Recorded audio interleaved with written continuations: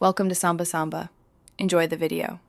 You begin by confirming the model and connecting the mouse directly to your PC. This avoids power or recognition issues. Once plugged in, locate the RGB or mode button, often near the DPI keys or underneath. Press and hold that button for about 3 to 5 seconds to enter color cycle mode. This tells the mouse to switch from default to manual color control. Make sure to try short presses to step through preset colors, because the hardware method is immediate and does not require drivers. You can get finer control with the Zebronics driver or lighting utility, which exposes profiles and per zone color picks. After installing, open the lighting tab and select a mode: static for one color, breathe for pulsing, or cycle for rotation.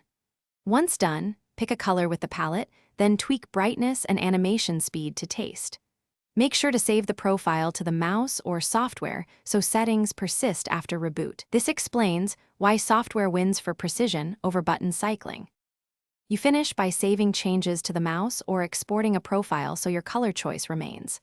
Once saved, reboot the system and replug the mouse to confirm the setting sticks. If colors reset or the mouse won't enter color mode, make sure firmware and drivers are current. Updating often resolves recognition issues. If problems persist, try a different USB port and test on another computer. This isolates whether the issue is the mouse, the software, or the PC. Thanks for watching. Consider subscribing if we helped you.